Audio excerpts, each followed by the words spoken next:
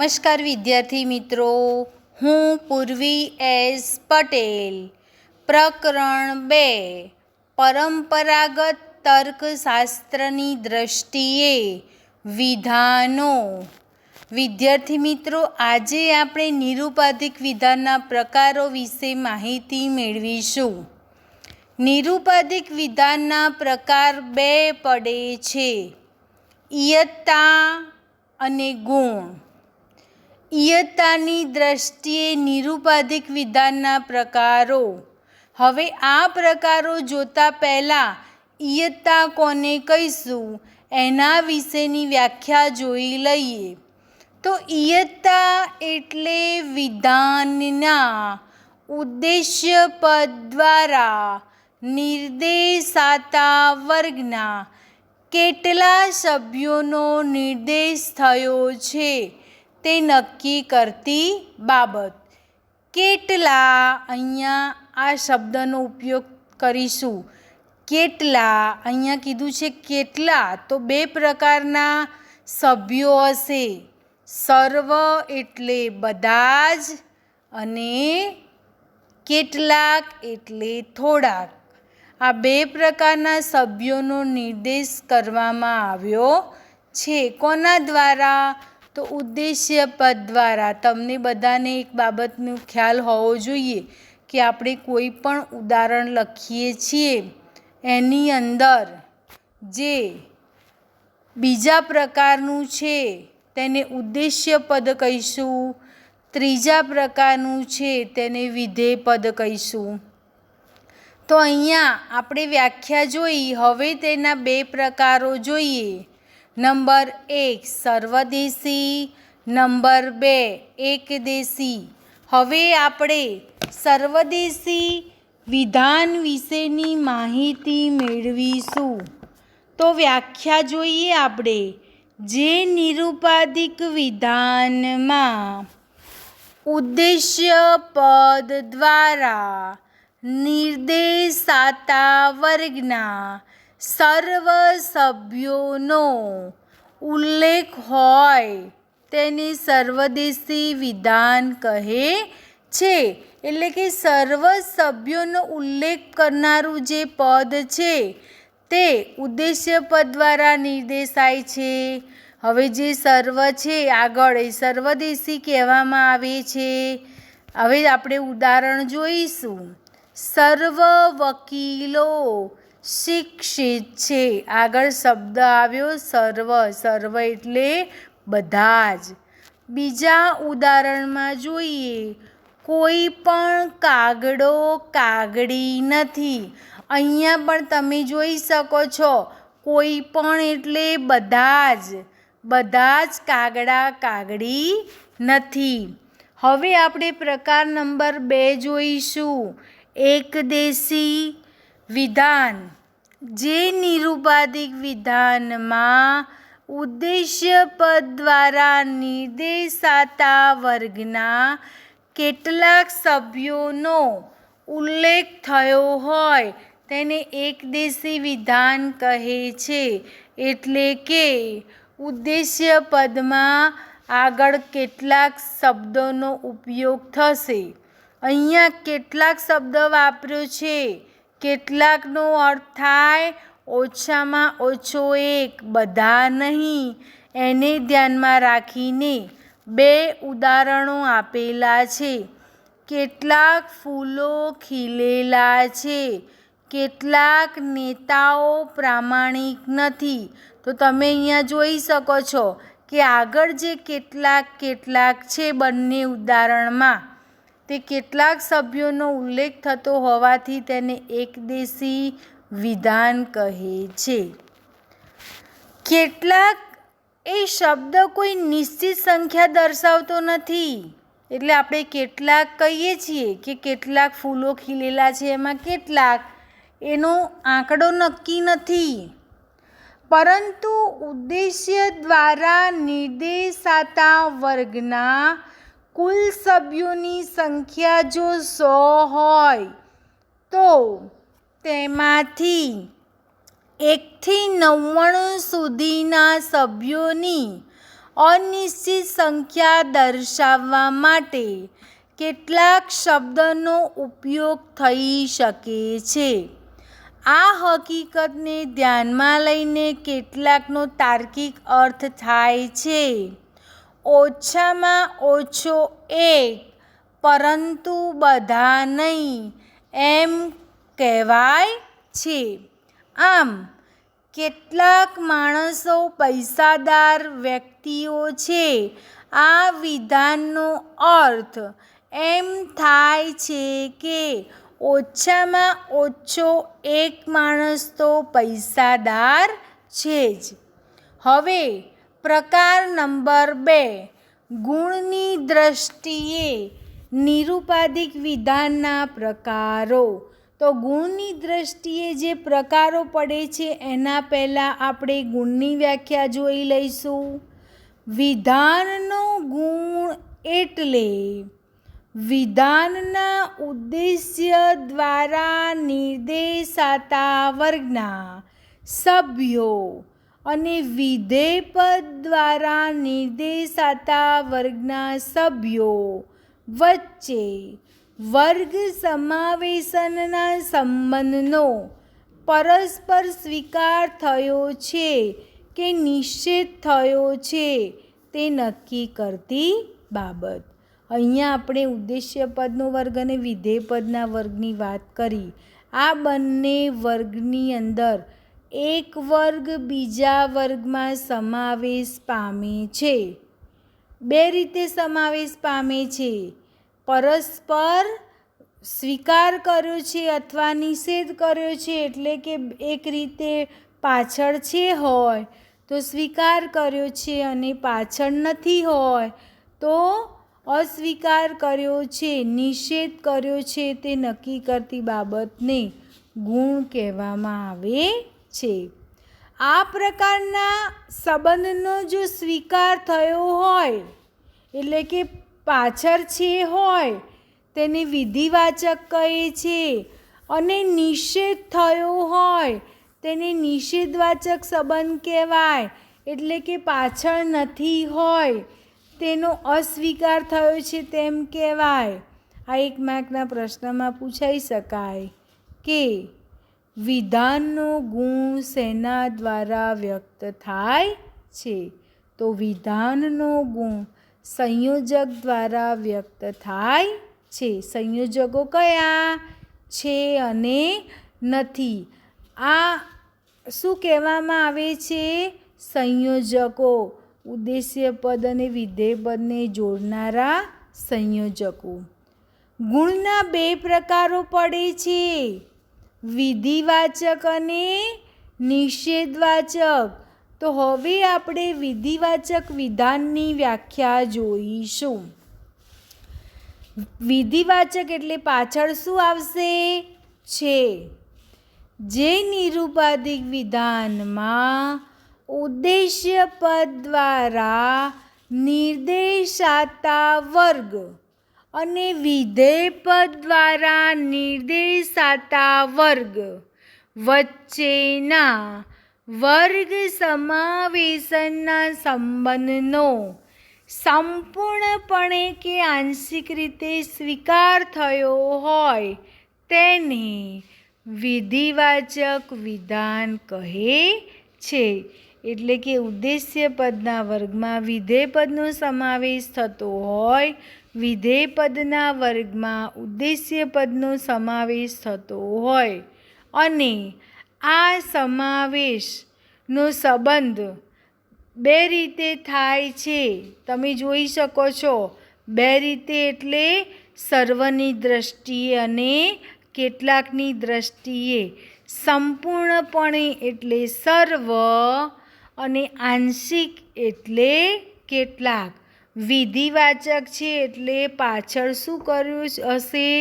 છે સંયોજક આવ્યું હશે એટલે કે સ્વીકાર કર્યો છે તેમ કહી શકાય.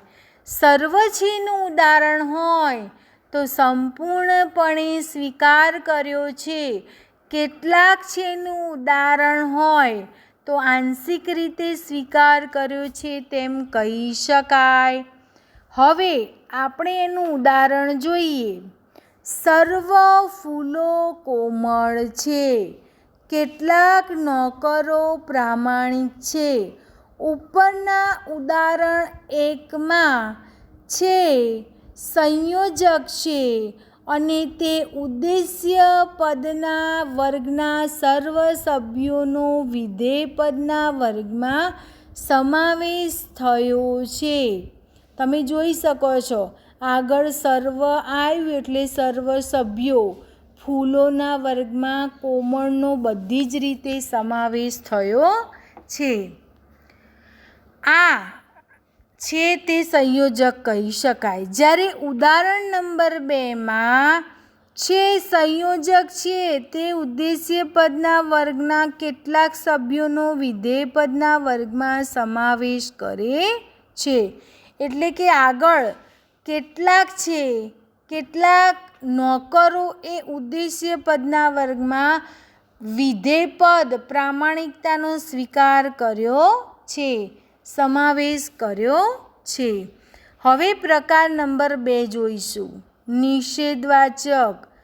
જે નિરુપાધિક વિધાનમાં ઉદ્દેશ્ય પદ દ્વારા નિર્દેશાતા વર્ગ અને વિધેય પદ દ્વારા નિર્દેશાતા વર્ગ વચ્ચેના વર્ગ સમાવેશના સંબંધનો સંપૂર્ણપણે એટલે કે સર્વની દ્રષ્ટિએ કે આંશિક રીતે એટલે કેટલાકની દ્રષ્ટિએ નિષેધ થયો હોય તેને નિષેધવાચક વિધાન કહે છે.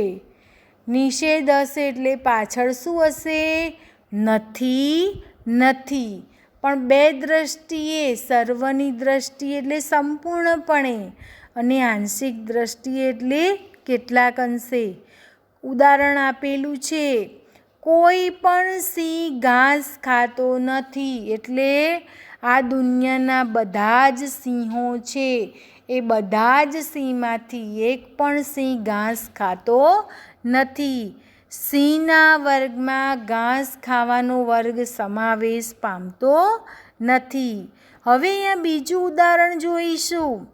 કેટલાક માણસો ડરપોક નથી. કેટલાક છે એ કેટલાકમાં ઉદ્દેશ્ય પદનો વર્ગ માણસનો વર્ગ ડરપોકના વર્ગમાં સમાવેશ થતો નથી. એટલે કે કેટલાક માણસ ડરપોક નથી. ઉપરના ઉદાહરણ 1માં નથી એ સંયોજક છે અને છે તે ઉદ્દેશ્ય પદના વર્ગના એક પણ સભ્યનો વિધેય પદના વર્ગમાં સમાવેશ થતો નથી. એટલે એક પણ સિંહનો ઘાસ ખાવાના વર્ગમાં સમાવેશ થતો નથી. ઉદાહરણ નંબર આપણે 2માં નથી સંયોજક છે અને તે ઉદ્દેશ્ય પદના વર્ગના કેટલાક સભ્યોનો વિધેય પદના વર્ગમાં સમાવેશ પામતો નથી. એટલે કે કેટલાક માણસો છે એ ડરપોકના વર્ગમાં સમાવેશ પામતા નથી.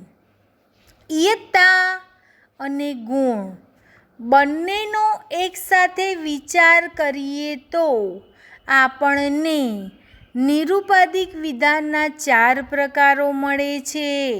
સર્વદેશી વિધિવાચક, સર્વદેશી નિષેધવાચક, એકદેશી વિધિવાચક, એકદેશી નિષેધવાચક.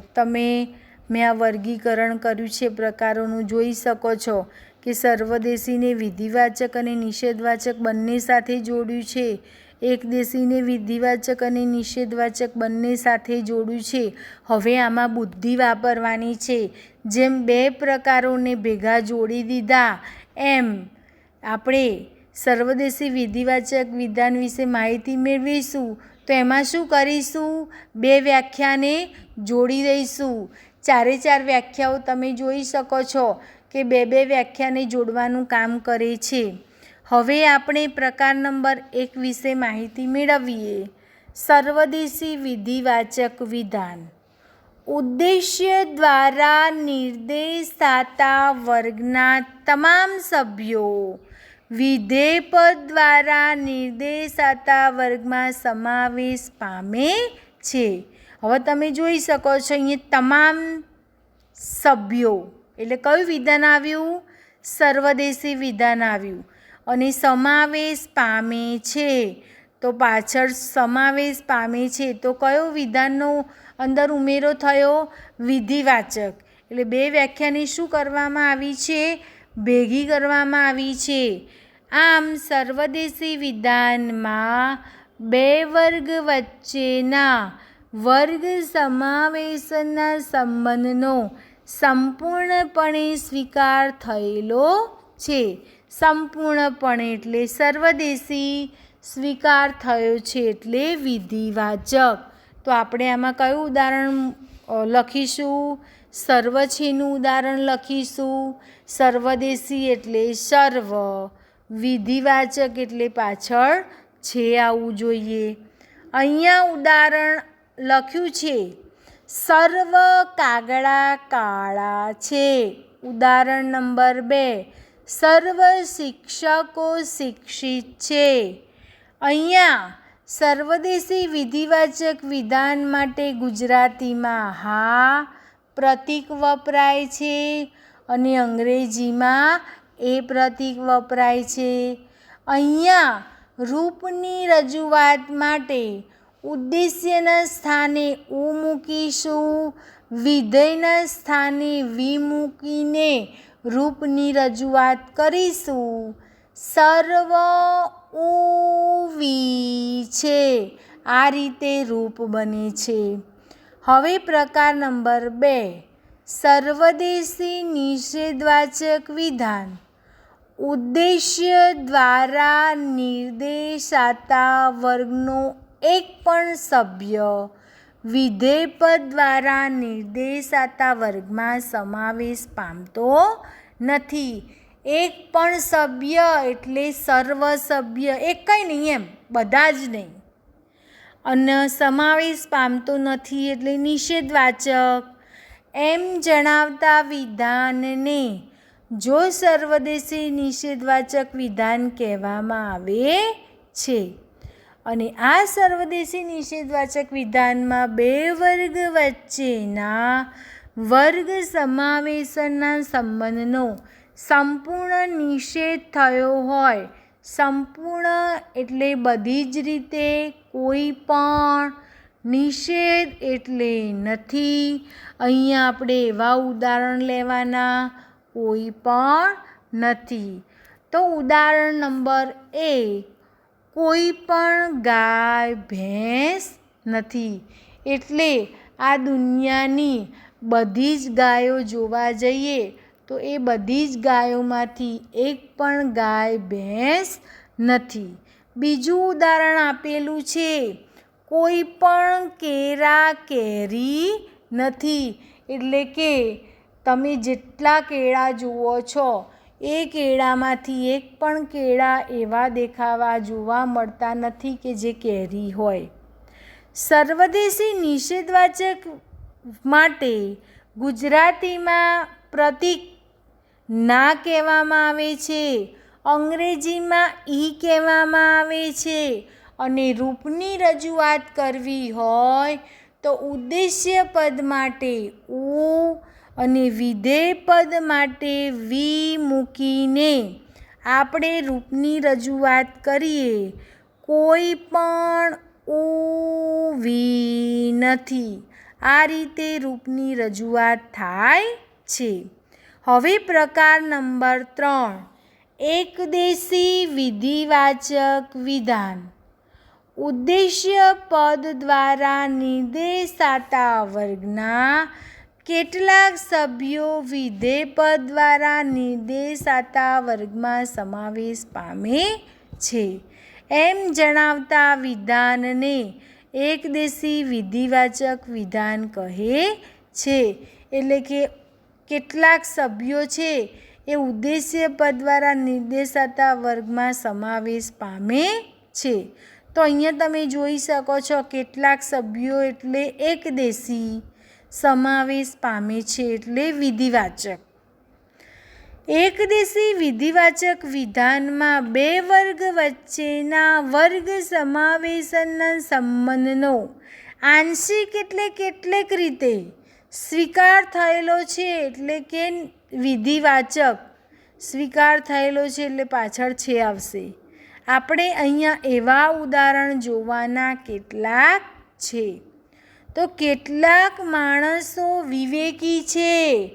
ઉદાહરણ નંબર 2, કેટલાક વડીલો રૂઢિચુસ્ત છે. તો અહીંયા આપણે જોઈ શકીએ છીએ કે ઉદ્દેશ્ય પદના વર્ગમાં કેટલાક સભ્યોનો સમાવેશ થાય છે.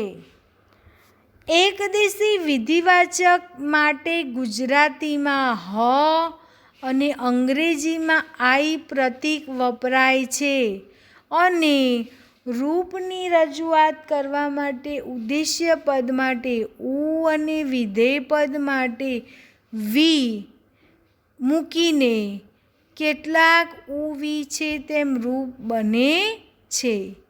હવે પ્રકાર નંબર 4, એકદેશી નિષેધવાચક વિધાન. ઉદ્દેશ્ય દ્વારા નિર્દેશાતા વર્ગના કેટલાક સભ્યો વિધેય દ્વારા નિર્દેશાતા વર્ગમાં સમાવેશ પામતા નથી.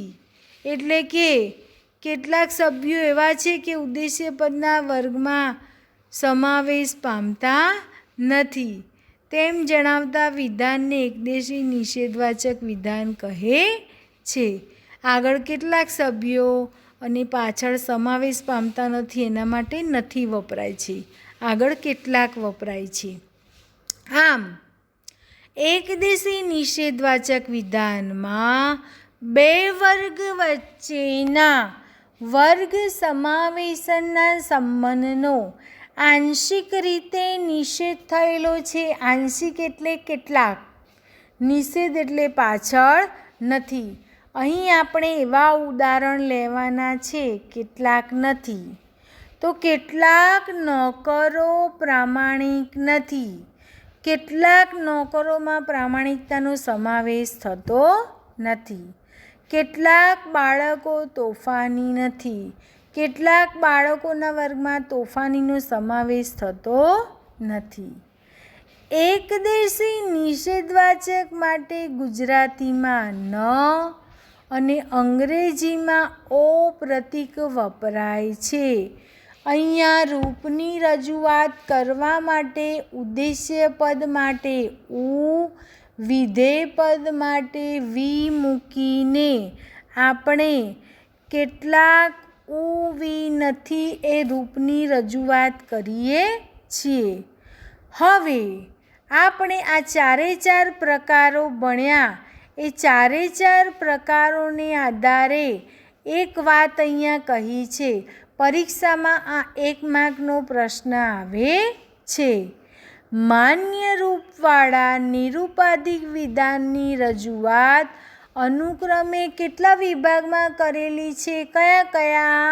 તો 4 વિભાગોમાં કરેલી છે. કયા કયા? નંબર 1 વિધાનનો પ્રકાર, નંબર 2 ઇયત્તાદર્શક, નંબર 3 ઉદ્દેશ્ય પદ, નંબર 4 વિધેય પદ, નંબર 5 સંયોજક. એમ આ 4 વિભાગોમાં કરવામાં આવી છે. હવે આપણે આ 4ને વિસ્તારથી જોઈએ તો વિધાનનો પ્રકાર આવે છે ગુજરાતીમાં હા, ના, હ, ન. અંગ્રેજીમાં એ, ઈ, આઈ, ઓ. હવે આપણે આને ટૂંકી ચાવી તરીકે યાદ રાખવું હોય તો કહી શકાય એ આયો, એ આયો, એ ઈ આયો, એ આયો. બરાબર. હવે ઇયત્તાદર્શક 4 છે. સર્વ, કોઈ પણ, કેટલાક, કેટલાક. ઉદ્દેશ્ય પદમાં બધા 4 પ્રકારમાં ઉદ્દેશ્ય પદના વર્ગ માટે ઉ ઉ ઉ ઉ અને વિધેય પદના વર્ગ માટે વી વી વી વી અને સંયોજક એટલે કે છેલ્લું પાછળનું સંયોજક છે નથી. તો આ રીતે કુલ મળીને ઇયત્તા અને ગુણની દ્રષ્ટિએ 4 પ્રકારો પડે છે. તમારા લેસનમાં પ્રકરણ 2માં મનોયત્ન 1.1, 1.2 અને 1.3 ગૃહકાર્યના ચોપડામાં લખવું. આજે હું 6 પેજ મોકલાવું છું વત્તા અડધું બીજું છે, એમ કરીને 6.5 પેજ મોકલાવું છું. એ તમારે અલગ ચોપડામાં લખવાના રહેશે.